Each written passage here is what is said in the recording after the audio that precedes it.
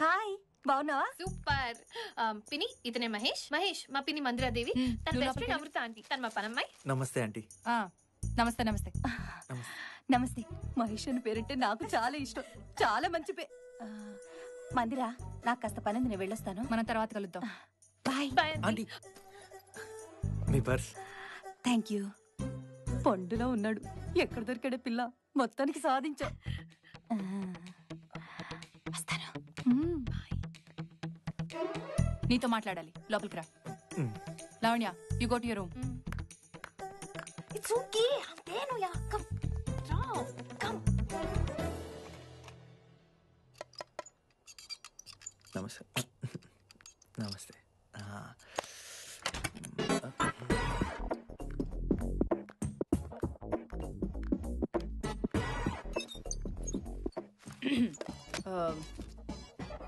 పేరేంటన్నావు? రామ్ మహేష్. ఏంటా వేద పేరు? రంబాహో అన్నట్టు. ఏం లేదు, ఏదో ఆలోచిస్తూ మహేష్ అండి. ఓకే. వయసు? 25. తెలుగు రాదా? సారీ, 25. పర్లేదు, పెళ్లి వయసే. ఊరు? హైదరాబాద్ అండి. మాట గోదావరి సైడ్ లో ఉంది. ఆ సైడ్ కొన్ని ఆస్తులు ఉన్నాయండి. ఆ సైడ్ బ్యాడ్ హ్యాబిట్స్ కూడా ఏమైనా ఉన్నాయా? ఉన్నాయండి. లేవండి. సిగరెట్ తాగను, మందు తాగను, తిరగను. అవి బ్యాడ్ హ్యాబిట్స్ అని ఎవరన్నారు నీతోటి? అవి లేనివాడే డేంజరస్. అబ్బే, అవసరమైతే నేర్చేసుకుందాం అండి. నేర్చుకుందామేంటి? నేర్చుకుంటాను అను. అచ్చను ప్రదర్శించుకో. సారీ. మీరేమిటి? మీరు ఏమిటి? మనిషిని. బతికించావు. ఆ ఒక్క డౌట్ తీర్చి నేను అడిగింది క్యాస్ట్. కులం అనేది నా కరికులంలోనే లేదండి, నాది బ్రాడ్కాస్ట్. ఎక్స్ట్రా కరికులర్ ఆదర్శాలు టెలికాస్ట్ చేయకు, నాకు అనుమానం పెరుగుతుంది. ఆస్తిపాస్తులు? అంతా కలిపి ఓ 15 కోట్లు ఉంటాయండి. ఎవరిదంతా? నీదేనా ఊరిదంతా కలిపా? నాదేనండి. లావణ్యకి తన ఆస్తి 20 కోట్లు ఉంటుంది తెలుసా? కానీ లావణ్యకి నేను నచ్చాను కదండి. లావణ్యకి నచ్చితే సరిపోదు, నేను కూడా ఓకే అంటేనే ఈ పెళ్లి జరుగుతుంది. అత్తెలివితేటలు ప్రదర్శించుకో. అమ్మా నాన్న?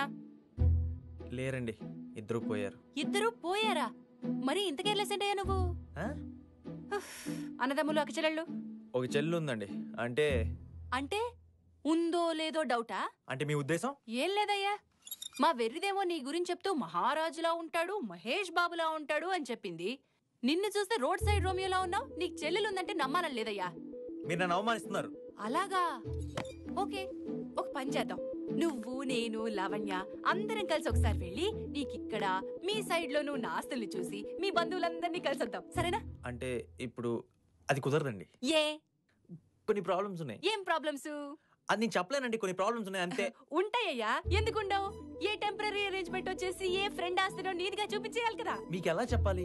ఏంటయ్యా నువ్వు చెప్పేది? నువ్వు చెప్పేది? నేను చెప్తున్నాను విను. నీలాంటి క్యాండిడేట్లు ఉంటారు కాబట్టి మాలాంటి పెద్దవాళ్ళు కలగ చేసుకునేది. మేం ముందు వెనక చూస్తాం. నీలాంటి దొంగ వెదవల్ని, మోసగాళ్ళని. మర్యాదగా చాలా మర్యాదస్తురాలి కాబట్టి ఇప్పటి వరకు నీతో మాట్లాడుతున్నాను. వెళ్ళు వెళ్ళు.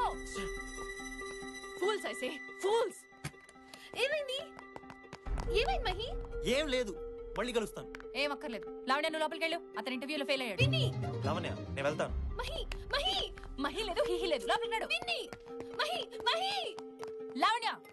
పిన్ని, అతన్ని నువ్వు ఇన్సల్ట్ చేసావా? చెప్పు, అతన్ని నువ్వు ఇన్సల్ట్ చేసావా? వాడికి అంత స్టేటస్ కూడా లేదు. పేరెంట్స్ లేరంట, చెల్లుందంట, బంధువులు కలవడం కుదరదంట, ఆస్తి 15 కోట్లుందంట. చూపించమంటే మాత్రం నీళ్ళు అవుతున్నాడు దొంగ వెధవ. పిన్ని, ఏ డబ్బులుంటే మాత్రం ప్రాబ్లమ్స్ ఉండవా? దొంగ అయితే ప్రాబ్లమ్స్ ఉన్నాయని ఎందుకు ఒప్పుకుంటాడు? అదే కదా ట్రిక్. సిన్సియర్ ఫెలో అని చెప్పి ఇలాంటి సిల్లీ ఫూల్స్ బుట్టలో పడతారు కనుక. పిన్ని, నీకు అతని మీద డౌట్ కాదు, నేను సెలెక్ట్ చేసుకున్న వాడు బాగున్నాడని కుళ్ళు, ఈగో. ఇప్పుడే చెప్తున్నాను, నా కంటంలో ప్రాణం ఉండగా నేను మహేష్ ని పెళ్లి చేసుకుంటాను. చచ్చిన నా డెసిషన్ నువ్వు మార్చలేవు. చచ్చి మార్చే ఉద్దేశం నాకు లేదే. బతికే మారుస్తాను. లోపలికి రాడు. లోపలికి నడుస్తా, నేను నిలువున పూడుస్తా. చూస్తా, అది కూడా చూస్తా. నేను చూస్తా. ఇక్కడ తేలిపోవాలి.